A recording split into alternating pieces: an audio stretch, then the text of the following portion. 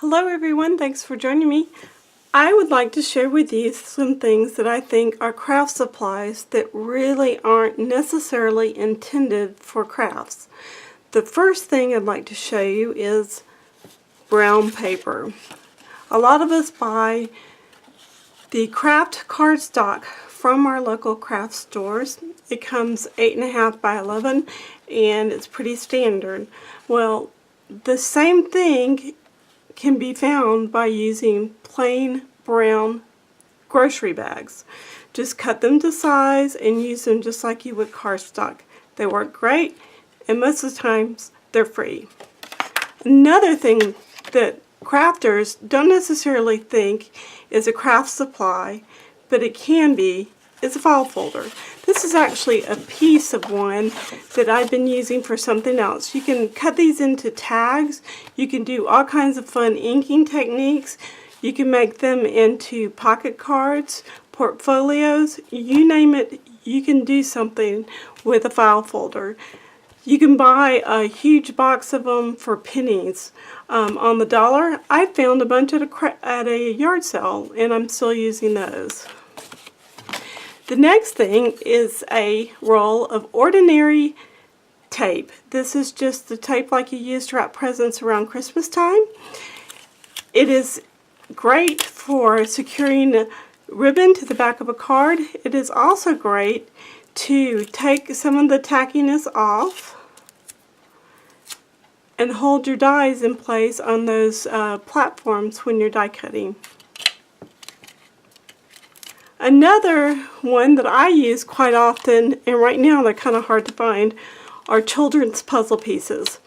The wooden ones to be exact. This used to be a Thomas the Train puzzle set, and I use the back side of them and I make sure they're smooth by just sanding them off, and then I either ink them or I put some embossing powder on them and ink them, or just do fun things. These are great for making pins. If you've looked at any of my previous blog posts or my YouTube posts, you will know that I just recently made a bunch of pins using these puzzle pieces.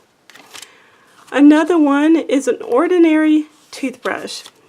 This happens to be an old, used, worn out one. I simply dipped it in some bleach water and let it soak for a while and rinsed it out.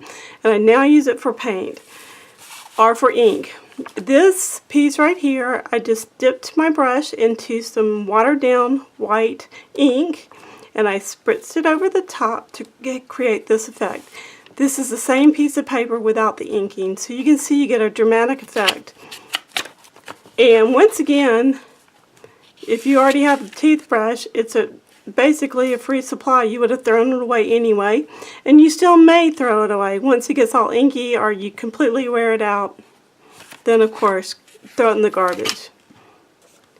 Another thing that crafters may or may not think of to use in the craft room as a supply is good old-fashioned Velcro. This happens to be the really strong industrial strength Velcro that you buy at the craft store. You can buy it at home improvement stores. I've seen it at Rose's, Walmart, Target, whatever. They all have it. I cut it down into manageable pieces and I use it to secure things. Notepads makes a great closure, and they're strong and they're sturdy and they will hold up to the test of time. The next thing I want to show you is this. This is actually white copy paper that is for a legal size printer. No more buying those expensive paper pads from companies like Stampin' Up, close to my heart, or even Simon Says Stamps. If you do not need grid paper, which I often do not, this works great. I simply took some of the stamp CD type holders, like Avery L makes the stamp sleeves and things like that, and I cut the corners off of 2 of them so that these paper pads or homemade paper pads would fit right in. I just put a little bit of washi tape across the side of each of the 4 corners and it holds my paper in. When I'm ready to get a new sheet, I can simply slip this out and use it over and over again. I've been doing this for years, and these paper pads hold up to the test of time. Usually when I'm filming, you see a nice clean one, but in real life, I do use these until they're pretty much destroyed. And one last thing, actually two things before we finish up this video. One is ceramic tile. Ceramic tile, no matter what its shape, whether or not it has a finish on it or not, they're great for stamping. You can make your own pins, you can make your own trivets, whatever your heart desires.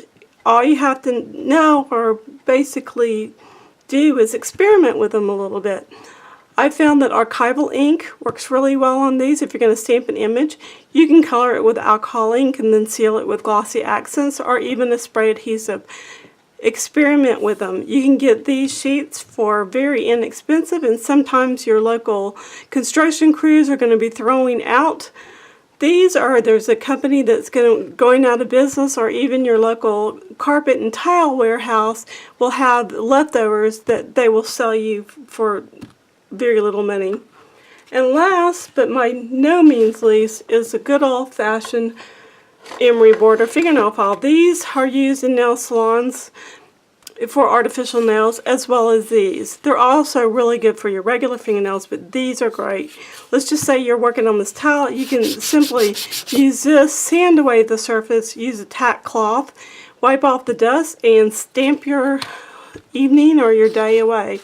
I hope these tips will help you out. Hope you'll give them a try. Let me know if you have. And once again, please thumbs up my videos, rate, comment, and subscribe. I really do appreciate that, and I appreciate each and every one of you. Stamp happy and be a blessing. I will talk to you all soon. Bye for now.